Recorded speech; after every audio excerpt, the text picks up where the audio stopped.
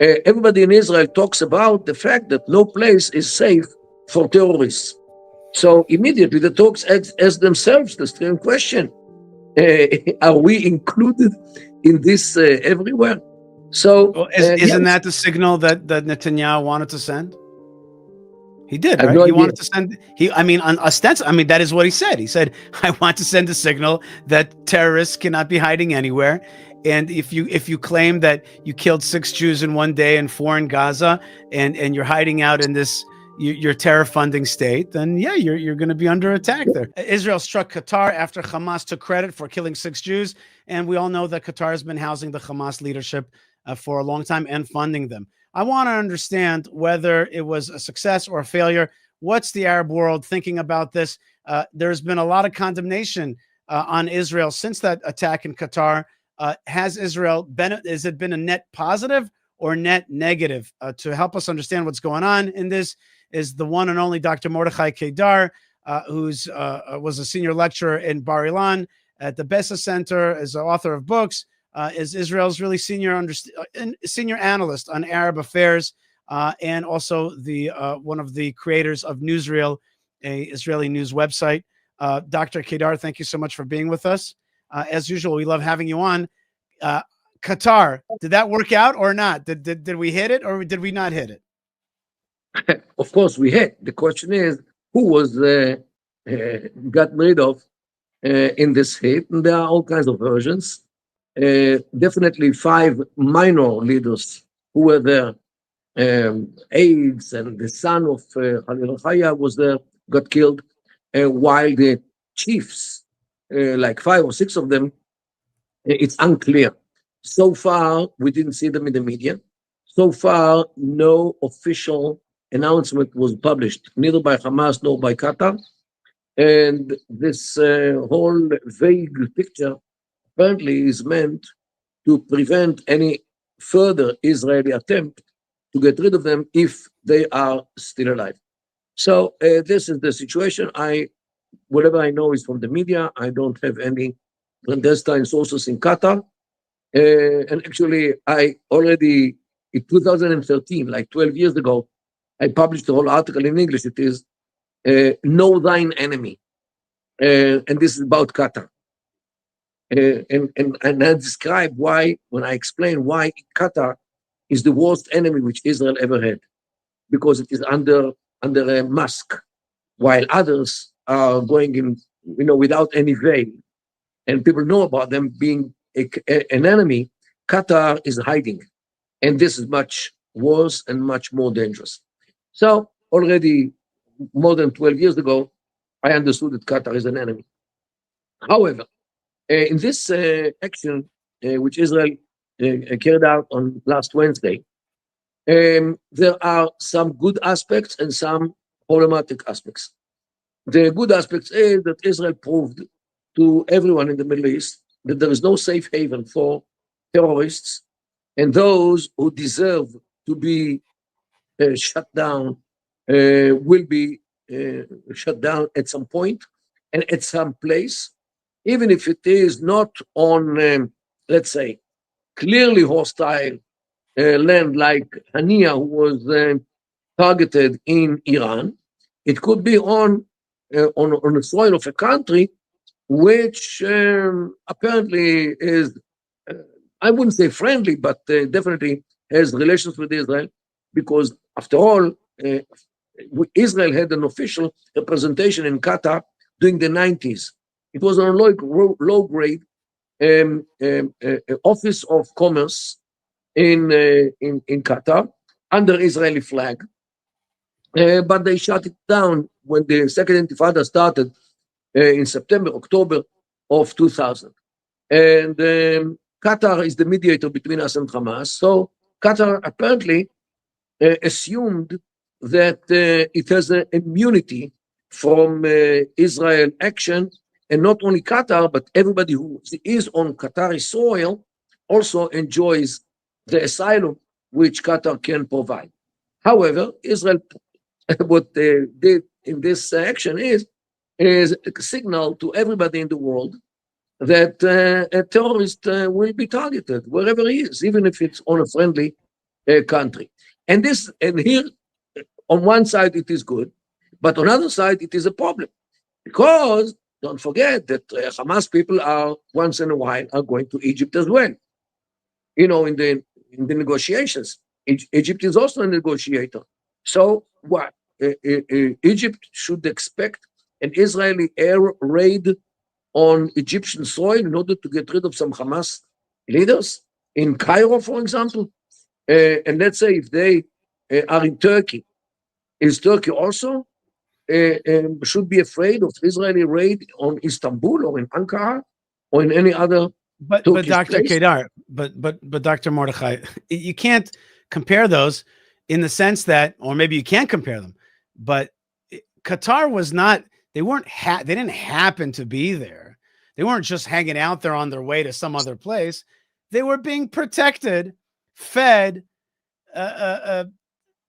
directed by Qatar. Qatar was involved with them. To make Qatar's leadership is Hamas in its ideology. They were protecting them, housing them. They were giving that cover for the enemies of Israel and making sure that they wouldn't get bombed there. Instead, they were living this high life in this complex that they had there, and receiving every care and basically being directed by that Qatari regime, the Qatari royal family. So, like, they are.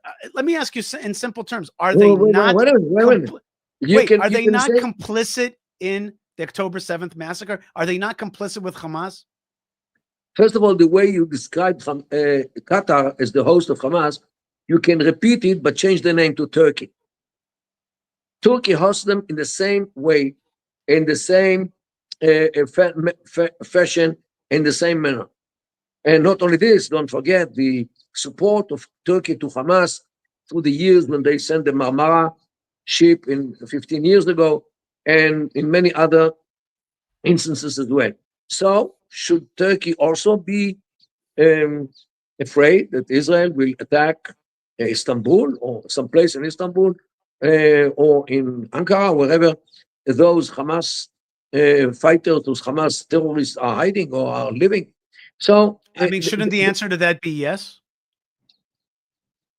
This is the answer which Turkey gives to itself when Turkish officials here, everybody in Israel talks about the fact that no place is safe for terrorists. So immediately the Turks ask themselves the same question: are we included in this everywhere? So well, isn't that the signal that Netanyahu wanted to send? He did, right? No he idea. wanted to send. That is what he said. He said, "I want to send a signal that terrorists cannot be hiding anywhere." And if you claim that you killed 6 Jews in one day and 4 in Gaza, and you're hiding out in this your terror funding state, then yeah, you're going to be under attack there. Isn't that fair in war? Okay, so you attack Turkey imagine, and immediately Turkey says, okay, this is a casus belli, means opposed for a war, and declares a war against Israel, and blocks the sea from any naval traffic which goes to Israel. And the Turks can do it. They have a giant navy, and they can block the sea. All the import, all the export from Israel, or most of it, the heavy cargoes which come into Israel and from Israel, which you cannot use airplanes for, will be blocked. You mean in the Mediterranean? In the Mediterranean, yes. For example, or Turkey will announce, it doesn't have to do it, announce that the Israeli airspace is dangerous. Which airliner or airline company will dare to send even a little airplane to here if Turkey declares such a thing? This is something which you have to be prepared to such a thing, to a war with Turkey. I'm not sure that Israel is willing to start a new front while we still have the front in Gaza, in Judea and Samaria, in Lebanon, we didn't finish yet, in Syria, Yemen. But did I not read, I think on Arutz Sheva, that you said that this sent a very strong message to the Arab world, and the Arab world is quaking, and recognizes that Israel is willing to strike, and that Netanyahu is in a kind of more warlike mood, or, Yeah. what's that perspective? Look, what happens is that actually tomorrow is going to be I think tomorrow and Tuesday, there will be a 1 day or 2 day conference in Qatar, which I think dozens of countries will come, will send their delegations from the Arab world and the Islamic world in order to express their concern about what Israel did to Qatar and to support Qatar. And the delegates, I'm already telling you, will compete with each other who will condemn Israel in a harsher way. And the reason is there are some reasons for this. One is that Qatar succeeded to position itself all over the world as a very, very important country. First of all, they bought many politicians, many media people, many people in the academic institutions, and they are supporting people from left, right, and center to that degree. Let's say they support the Clinton Foundation, according to the IRS, and also they are partners with Witkoff, who is in Trump's inner circle for many years. So they don't discriminate between Democrats and Republicans. They buy everybody whom they can as a kind of investment. After all, they have unlimited amounts of money, and they invest in people in Europe, in Israel, as we hear here and there, in America, in many places, and of course in the Arab world. And therefore, many people owe their property or their wealth to the Qataris. Not only this, many of those who received money from Qatar did it without reporting to the authorities, to the tax authorities. Means that Qatar is holding to a very sensitive information about these people, about their dirty business, which they didn't declare.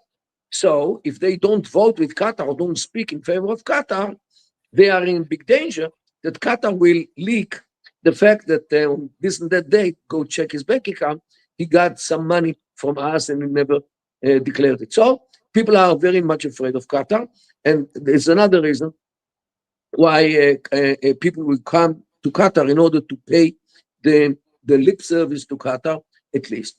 But there is another reason why many, especially in the Arab world, but not only, will come to Qatar to bow to the Qataris and to pay the lip service. And this is Al Jazeera. Al Jazeera, with the years, became the heavy stick of the Qatari regime against everybody whom they don't like. They publish all kinds of information, whether correct or not, I have no idea, but very sensitive information, very shameful information. If somebody becomes, or as they see, the enemy of Qatar. And therefore, everybody who knows about himself that he had some kind of mischief here and there, these people are very much afraid that his mischief was smuggled or was leaked to Al Jazeera, and Al Jazeera will publish all kinds of bad things about him if he doesn't come to Qatar to express his concern about what Israel did to Qatar. So here we are. Tomorrow you will see a long line of airliners who will come to Qatar in order to bring the leaders of the Islamic world, in order to make sure that the poets, means that the rich men of the town, will see that they came and will write down, yes, they came, and therefore they will not act against them.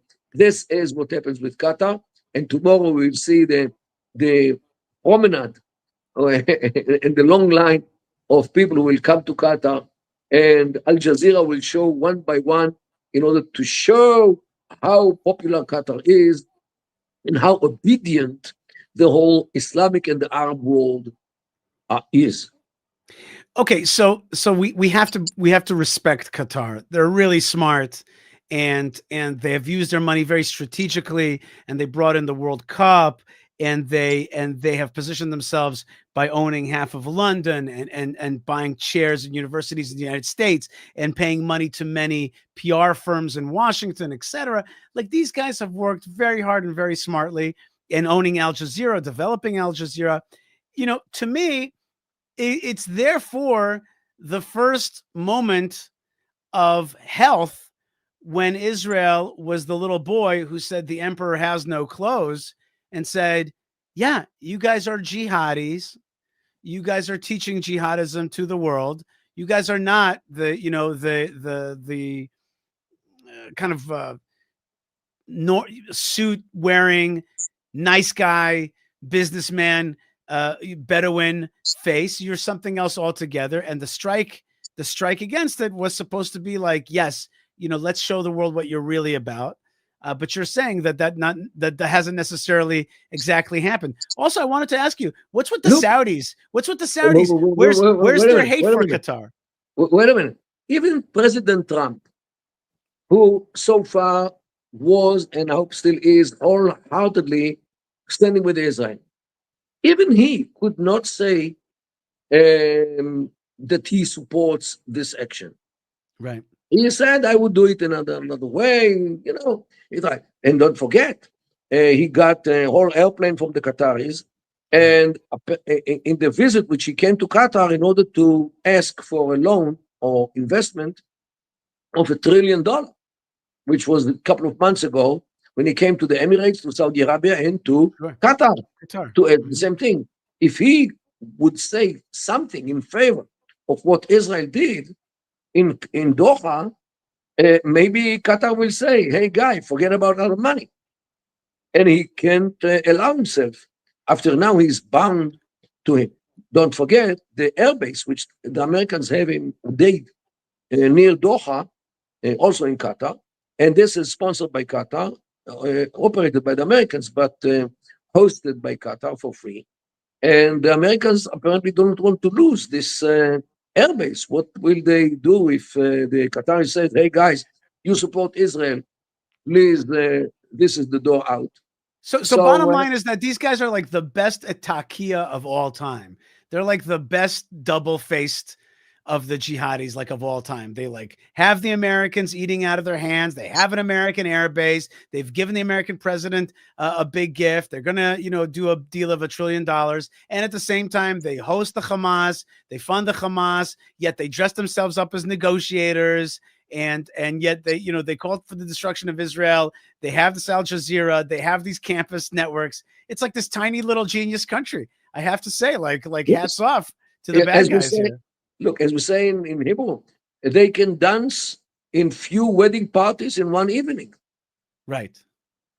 I think that's a phrase in almost every language, to dance at 2 weddings. Okay. So. Okay. So this is. So yes, well, this what is about? Qatar. So why don't you give me a piece of advice about how to fight them? How do you fight these Qataris? There is another thing which should be pointed out. Look, Israel devastates Gaza, especially during the last days. Israel bombs in Lebanon whenever and wherever Israel wants. Israel hits Syrian targets whenever and wherever Israel chooses.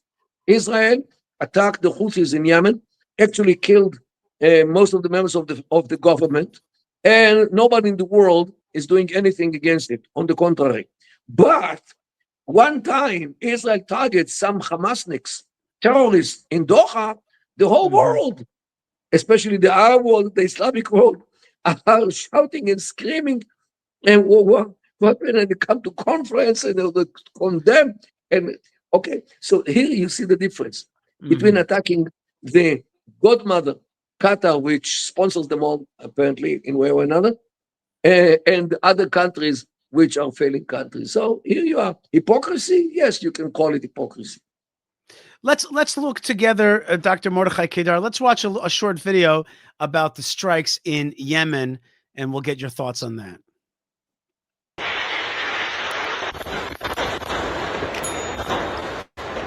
כך נראתה בירת תימן ומעוז השליטה של החות'ים היום בצהריים, זמן קצר לאחר תקיפות חיל האוויר. מבצע שזכה לשם צלצולי פעמונים. אנחנו הכינו בהם היום, מן האוויר שוב, במתקני הטרור שלהם, בבסיסי טרור, עם הרבה מאוד טרוריסטים וגם עם מתקנים אחרים. אנחנו נמשיך ונכה. כל מי שמכה בנו, כל מי שתוקף אותנו, אנחנו נגיע אליו. התקיפה המדוברת כוונה לכמה יעדים באזור סאנה. מטה משרד ההגנה של החות'ים שבמרכז העיר, משרד ההסברה התימני שאמון על הפצת נאומי המנהיג עבד אל-מאליק אל-חותי והצהרותיו של הדובר הצבאי יחיא סרי. גם משרד האוצר ותחנת הכוח טייבה בדרום הבירה הותקפו יחד עם המתחם הממשלתי בעיר אל-חזם שבעומק תימן. זה קורה כמה ימים לאחר הפגיעה בנמל התעופה רמון ולאחר שיגורי הכטב"מים בימים האחרונים, פחות משבועיים אחרי שצה"ל חיסל את ראש הממשלה של החות'ים אחמד דראווי יחד עם 9 שרים נוספים. למעשה, רק 4 שרים בממשלתם נותרו בין החיים.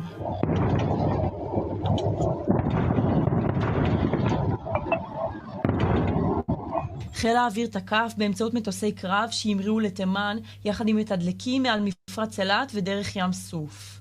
בערוצי החות'ים דיווחו על כמה הרוגים ופצועים בתקיפות. ארגון הטרור התימני מנסה לשדר עסקים כרגיל. בכיר החות'ים נאסר א-דין עאמר צייץ ברשת איקס כי התוקפנות הציונית לא תשפיע על הפעולות של כוחותינו שימשיכו לסייע לתושבים ברצועת עזה. يستهدفون الأحياء المدنية والحدائق العامة المتنزهات للمواطنين. هذا هو الكيان الصهيوني الغاصب. هذا هو الكيان الأرعب. לנוכח העקשנות של החות'ים, לא נראה שמבצע צלצולי פעמונים בתימן יגרום להם לעצור את השיגורים לעבר ישראל, אבל עד שימצא פתרון אסטרטגי לחזית התימנית, בצה"ל ממשיכים לגבות מהם מחיר. Okay, Dr. Kedar, I mean, that's a lot of strikes against Yemen. That is some serious, serious stuff. First thing, are we defeating these Yemeni terrorists? Are we crushing this Houthi regime? Like, we killed most of their government. Israel killed most of their government. Are they done for, or did they keep going? How do you defeat them? What impact does this have on the region? Look, don't forget that only not last night, the night before, between Friday and Saturday, they launched another missile against Israel. So Israel cannot afford such a thing, and Israel definitely strikes. The only problem is that they are hit and they continue, just like Hamas, because they are in a jihad. In a jihad, you don't look at the casualties, but your casualties, you continue the jihad because you are fighting the fight of Allah, and Allah takes his martyrs, and then you have to continue with the war. And this is what happens in Gaza, and this is what happens in Yemen as well. So really, Israel will continue to hit them, and they will continue to hit Israel until one side will give up. Until one side will give up? How do you make them give up? Starting with striking the leader, just like Nasrallah. When Nasrallah was murdered, was assassinated, got ridden of. Yeah. The world got rid of Nasrallah. We rid the world of Nasrallah. Since then, the first deterioration of Hezbollah started, because this organization is actually like an orbit around one person. This is one of the characteristics of the Shia leadership. The Houthis are also Shia, and this is why Abdurrahman Houthi, their leader, is hiding. He is never in public. He speaks to his people through video conference, not directly, and he knows why. We all know why, and this is the problem. I really don't know how long it will continue with Yemen. It depends also on what happens in Gaza, because they claim that they are fighting only as long as Hamas are fighting in order to support Hamas. What will happen with Yemen, with the Houthis, when Hamas hopefully will stop fighting when they realize that they are marching towards the end. I really don't know if the Houthis will stop or not, because don't forget that the Houthis are not only supporting Gaza, they also support and defend Iran as the front line of Iran. So things are not so sure as we wanted here in Israel, yet it doesn't exempt us from continuing to fight against our enemies in order to convince them that their war against us will cost them way beyond what they try us to pay. Dr. Mordechai Kedar is the researcher at the Bessel Center for Strategic Studies of Bar Ilan, along with many other research centers. He studies radical Islam, gained fame for appearing on Al Jazeera, served for 25 years as a lieutenant colonel Israeli military intelligence, still in reserves in Central Command, and is one of the founders of Newsreel. But wait, there was one more question I wanted to ask you, Dr. Kedar, which is what happened with the Saudi-Qatari tension? Why can't we exploit that? Why do they seem like the Saudis seem to be back on the anti-Israel train and they're standing up for Qatar? They're saying that our attack there was disgusting and all that business. I thought that they had a tension between them, which was, you're the enemy of my enemy is my friend, and we could get to work together in undermining this jihadist regime. What happened to that? You can add to this the Emirates as well, because the Saudi Arabia and Emirates and Bahrain and Egypt actually put a blockade on Qatar between June 2017 and the beginning of 2021.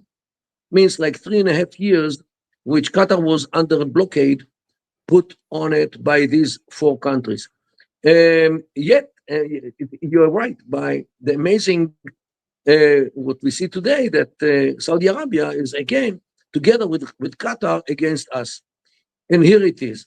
I have to say, boo. Boo to that. Boo, boo. Oh, man. The Saudis are concerned about the announcements of Israelis that Israel will attack the Hamas terrorists everywhere. Because they ask themselves, is everywhere includes Riyadh or Jeddah or both? I thought that the Hamas is illegal. The Islamic Brotherhood is illegal in Saudi Arabia, and they want to get rid of them as well. The ISIS folks and all those folks, they want to get rid of them. I thought they'd be happy that we're getting rid of them. Yes, but still Hamas are allowed to come to Hajj. And this can be a good opportunity for Israel to attack them. Mm-hmm. Secondly, in spite of the hatred which the Saudis have against Hamas, they, at least theoretically, can invite them in order maybe to replace Egypt or replace Qatar as the negotiator. And let's say, theoretically, that Qatar decides to leave the negotiations with Israel because Israel attacked Doha. So who will come in? Egypt, of course, which is already as a negotiator. But who knows? Maybe Saudi Arabia will pose itself, will suggest itself as another mediator. Why not? Let's gain some points in the Trump administration. So they will swallow this bitter pill, and they will invite the Hamasniks to come to them. And of course, they will hug them as if they are friends. And yes, they represent them. So what? Israel will attack them on the Saudi soil? So this is what made Saudi Arabia today also come to Qatar. And don't forget that there is another point which we should understand. Hamas, although it is defined as a terrorist organization in Israel, in the United States, and in some European countries as well, it is not defined as a terrorist organization all over the Arab and the Islamic world. No one. They are viewed as a legitimate Islamic liberation movement for Palestine. Competitor, or maybe side by side with the PLO. The Arab and the Islamic world in general don't see them as enemies of the Arab world or the Islamic world. We should always bear it in mind. So when we attack Hamas in Gaza, They understand. But when we attack Hamas in Qatar or in any other Arab countries like Jordan, as we tried to get rid of Khaled Mashal, like more than 20 years ago, it is something which they cannot accept because Hamas is quasi-legitimate organization for liberation of Palestine. Dr. Kedar, secular, Dr. Kedar, is the Abraham Accords in a shaky place right now? More shaky than it was before Wednesday. I wouldn't say shaky. I would say challenged, because the Emiratis do have challenges too often when it comes to Israel, when it comes to sovereignty, settlements, as they call them, and of now the activity against Hamas. So the Qatar strike was hard for them to swallow. The announcement of Israel the idea of the assertion of sovereignty was hard for them to swallow. The lack of quick defeat of Hamas and the what is broadcast as a humanitarian crisis in Gaza is hard for them to swallow. So they're in a kind of tricky place vis-a-vis Israel. It's hard for them to be friendly with Israel. Am I right? Yes, these are the problems. Don't forget that the Emiratis and the Bahrainis and the Moroccans are always between the heavy stick of declaring that they are traitors and the hard place of the willingness to continue the relations with Israel. Last question. What's going on with refugees? This is the question that puzzles me more than anything. We have 2 million Gazans. We all agree, even people on the Israeli right who don't think there's a big humanitarian catastrophe happening in Gaza, everybody agrees that life isn't sweet there. Everybody understands that there should be refugees that can get out of harm's way. Where is the boats to pick up these people? Where is the opportunity? They're begging to get out. Where is this thing? Why isn't this been made a number one priority of the Israelis, of the Americans, of the French, of the Spanish? Who knows what? Where are the refugees? Why isn't anybody helping them get out? First of all, nobody wants terrorists, and you cannot vet people when they are in Gaza, because no official will come to Gaza in order to make sure that Hamas fighters or Hamas terrorists are not climbing the ships and go to any other country. No country wants, although there are many countries who would accept refugees, they don't want terrorists, and I understand it. This is one thing. Second thing, as much as I understand, the country which should have been forced to accept refugees is Qatar, because Qatar sponsored Hamas. Qatar is responsible for what happens in Gaza, and Qatar can host them in the dormitories when they put all the players and the visitors and the trainers in the World Cup 2.5 years ago, the Mundial soccer games in Qatar. These dormitories are empty. They could host who knows how many thousands of Gazans with no problem. And there are hotels in Qatar. No one would live in the streets. This is one thing. Second thing, the Qatari airline company has like 270 airplanes, more or less. Wow. Average capacity, 300 passengers. By the way, the reason I say wow is because El Al has got like 60 airplanes, right? So they have, what did you say, 270 airplanes? Around 40. Yes, there are 260 around. And for them to take all the Gazans from El Arish International Airport in Egypt, all the way to Qatar, which is a 2-hour flight, would take them altogether around a week easily. Under pressure, it will be in 5 days, if all the airplanes are recruited to this. So, technically, Qatar should have solved this problem long ago. And from the moral point of view, definitely, because Qatar is responsible for what happened in Gaza. But unfortunately, the world will not twist the arm of the Qataris behind their back because of what we talked about the money and the influence which they bought with the years. and this is. But from the moral point of view, Qatar should have done. Okay. Okay. Well, I hope that we can hold their feet to the fire. You know that Secretary of State of the United States, Rubio, is in the country. He was at the Western Wall doing a lot of praying. I hope that they get to work to start solving this jihad problem, this Gaza problem, this refugee problem, Qatar problem. We got a lot of issues to deal with. And as you said beforehand, we still haven't dealt with the Hamas of Judea and Samaria, and we haven't finished off the Hamas of Gaza and the issues in Lebanon. So, I had on. Yishai,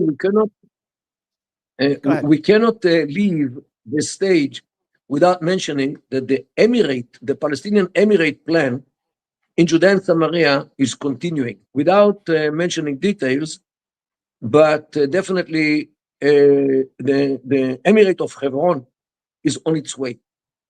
And everybody should bear it in mind.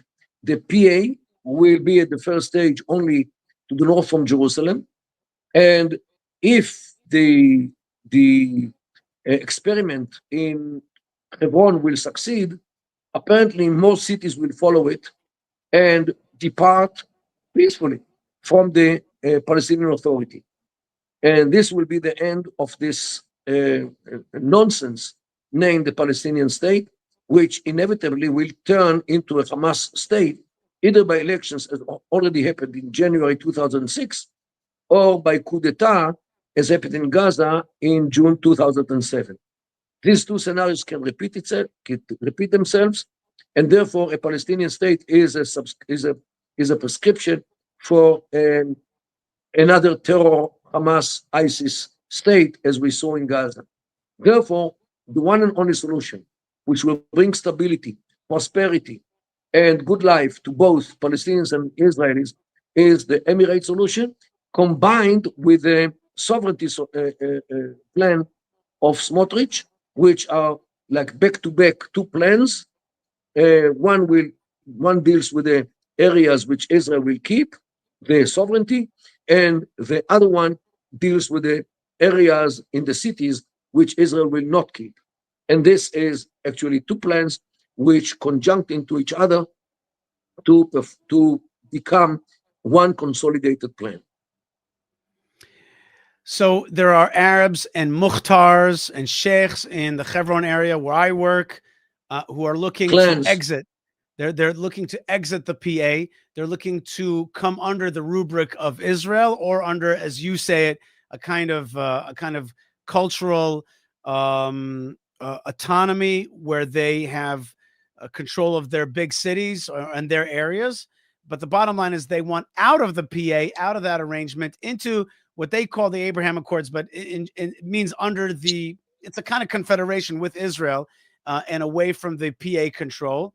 And we know that there's a lot of interest in it, but we also know that one of the players that is the most disinterested is actually the Israeli security services, the Israeli Shabak, which have a hard time with the idea of Arabs leaving the partners that they've learned to work with, which is the PA. And so we have a big problem there in training our own Israeli people to accept the idea of the dissolution of the PA and to accept the idea that Arabs are going to come under some kind of Israeli rubric, Abraham Accords, autonomy, however you want to call it. I would call it a little bit differently, like a resident alien status or Ger Toshav status, whatever. The bottom line is, do you agree that we have issues within our own ranks to accept such an idea?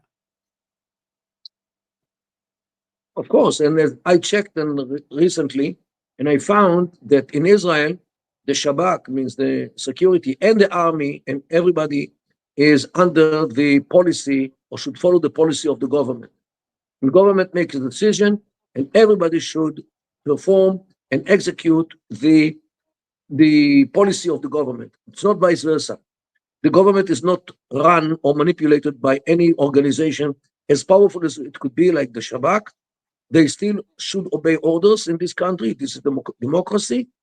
And since the government represents the will of the people, if the government decides to divert its work from the PA to the clans in each and every city, this is how the Shin Bet, the Shabak, and the army and whoever is connected to these issues should work. No other choice.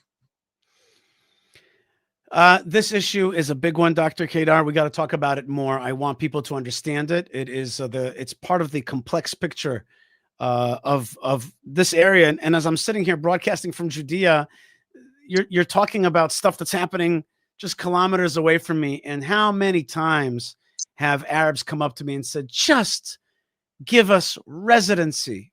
Just give us residency in your country. Just let us get out from under the thumb of we are this. not going to give residency. We are not giving Yishai. We are not giving Israeli residency.